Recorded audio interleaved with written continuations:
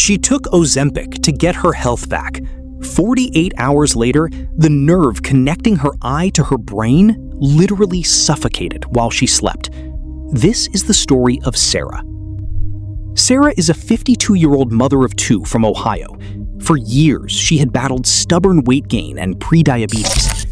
But 4 months ago, her doctor prescribed her a modern medical miracle, Semaglutide, wildly popular under the brand name Ozempic. It worked flawlessly. Sarah lost 30 pounds. She had more energy, her blood sugar stabilized, and she felt like she had a brand new lease on life. On a Friday evening at 8 p.m., Sarah injected her routine weekly dose into her abdomen. Everything was perfectly normal. She went about her weekend feeling great.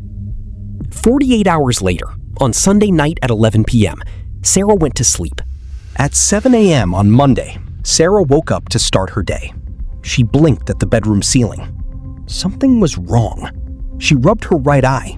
She blinked again. The bottom half of her vision in her right eye was completely missing. It wasn't blurry, it wasn't cloudy, it was just gone.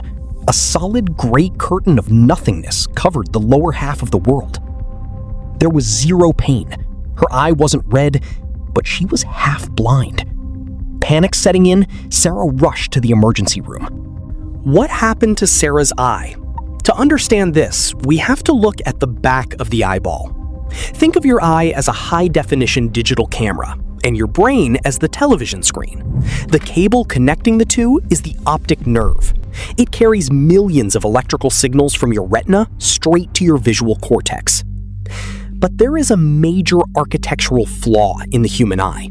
To get out of the eyeball and into the skull, this thick optic nerve has to squeeze through a tiny, rigid opening called the scleral canal.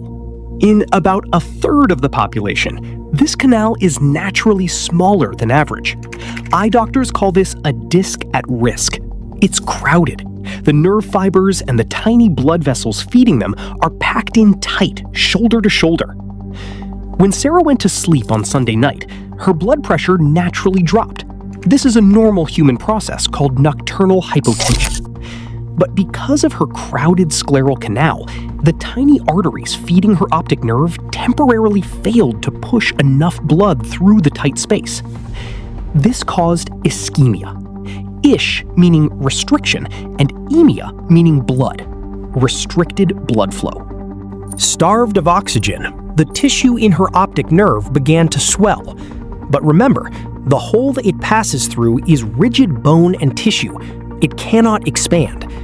As the nerve swelled, it crushed itself against the unyielding walls of the canal.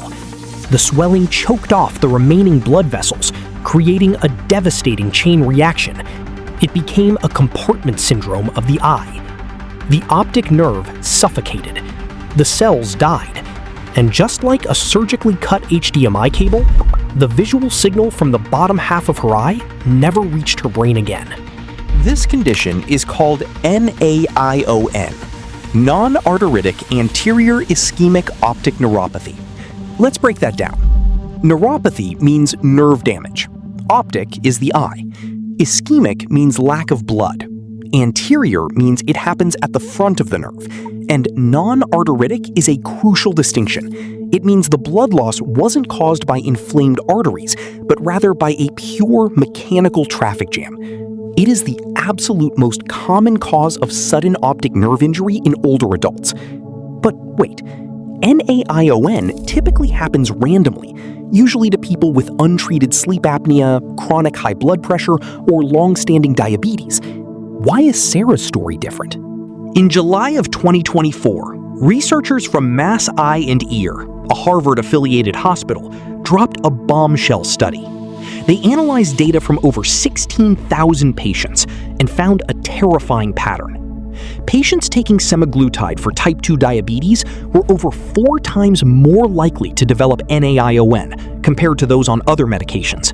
But for patients taking semaglutide specifically for weight loss, they were over 7 times more likely to suffer this sudden, irreversible blindness.